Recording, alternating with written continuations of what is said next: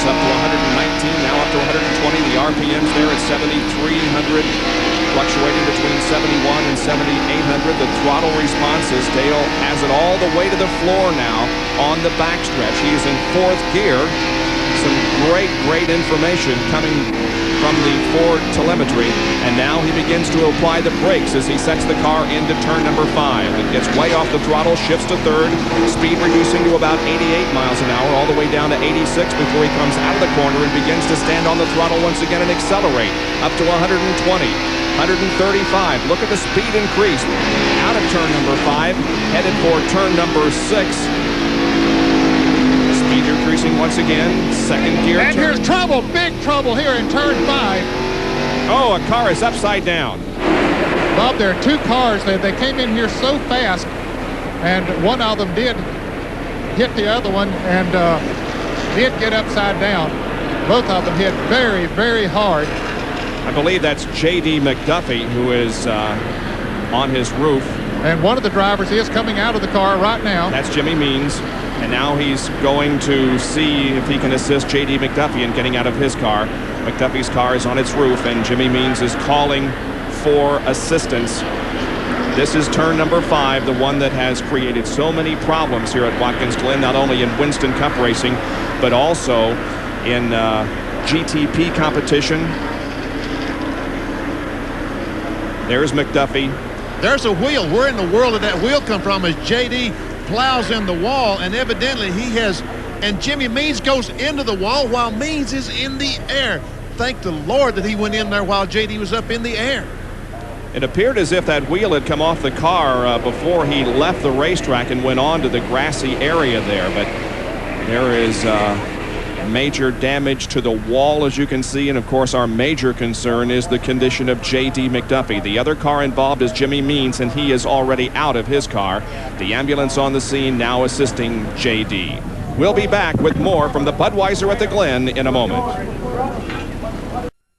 Glen, the race has been stopped. We've had a serious crash over in turn number 5, and here is a replay of what happened. J.D. McDuffie and Jimmy Means involved. This is McDuffie, the wheel already off the car, sliding off the track into the grass. He makes hard contact with that tire barrier in turn number 5. Then the car overturns. Meanwhile, Jimmy Means also slides into the tire barrier. His car stays upright, but Means, or rather McDuffie's car, is in an inverted state at the moment. Now, Means was able to climb out of his car almost immediately. He went to check on J.D. McDuffie and signaled for the ambulance, and the ambulance, as you can see, has arrived on the scene. Here's Ned with Jimmy. Well, thank goodness Jimmy Means is out here walking around. A little bit of a skin there on the chin. Everything else okay, Jimmy? Yeah, Ned, I don't know what happened. You know, I've been looking. JD's been in my mirror the whole time, and you know, I was kind of watching him. He's running really good, and I don't know where I cut down on him or he come in there, lost his brakes or what. But next thing I knew, it, you know, hit me in the side. I hope he's all right. You know, he took a pretty bad leg there, so I'm fine. But I don't know about JD.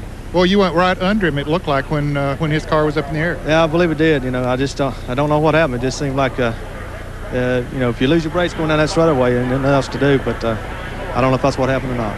Well, we appreciate you coming by and chatting with us, and hope everything else is okay. Thank you, Neil.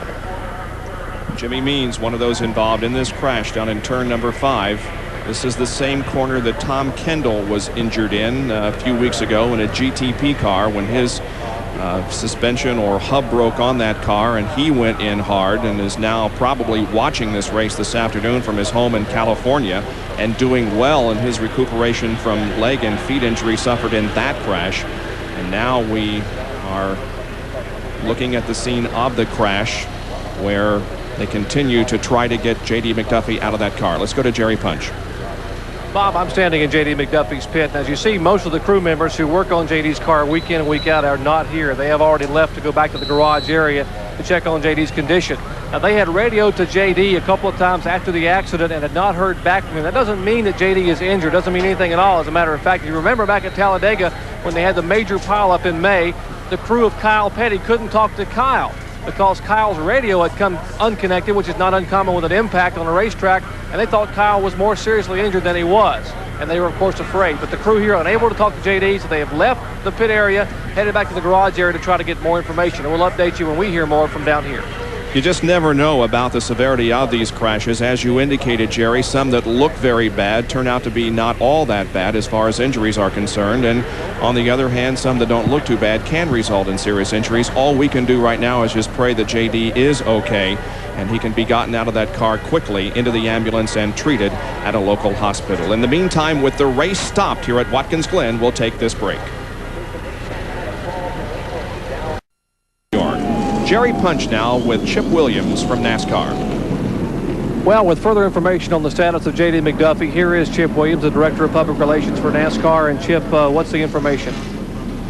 Jerry and Bill, I regret to inform you that J.D. McDuffie has passed away. He was 53 years old.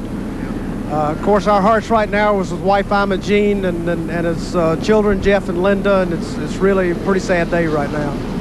A terrible tragedy here at Watkins Glen. And of course, Chip, in the interest of safety, whenever there is a tragedy like that, you're always trying to find out possibly the cause of death to try to prevent this from happening in the future. Is there any information now as to what may have happened? Well, right now, we don't know about the cause of death because of the autopsy is scheduled for in the morning. As far as what happened to the race car, it looks like a possibility of a wheel breaking loose. We're going to look into that. We're going to look at the race car and see what we can find out from there. Of course, we're not going to be able to do that until after the race. A terrible tragedy here at Watkins Glen. And Chip Williams, thanks for coming out from NASCAR Control and giving us information. That was not what we wanted to hear, but unfortunately, that occurs in the sport of motorsports. Bob? It is always difficult to report the death of any race driver. They know the dangers and the hazards, and they choose to race because they love it so very much. J.D. McDuffie was in his 653rd Winston Cup race. He had never won a Winston Cup event. But just last night, ironically enough, at Owego, New York at Shangri-La Speedway, J.D. McDuffie was involved in a celebrity race. And J.D. McDuffie, driving the 07 car, believe it or not, took the checkered flag first and won that race just down the road from Watkins Glen International, where his career ended today. JD got out of the car with his son Jeff watching and received the applause and the congratulations of all of those in the grandstand. JD McDuffie leaves his wife Jean and two children, Jeff and Linda. And our sincere condolences to all of the McDuffie family from all of us here at ESPN.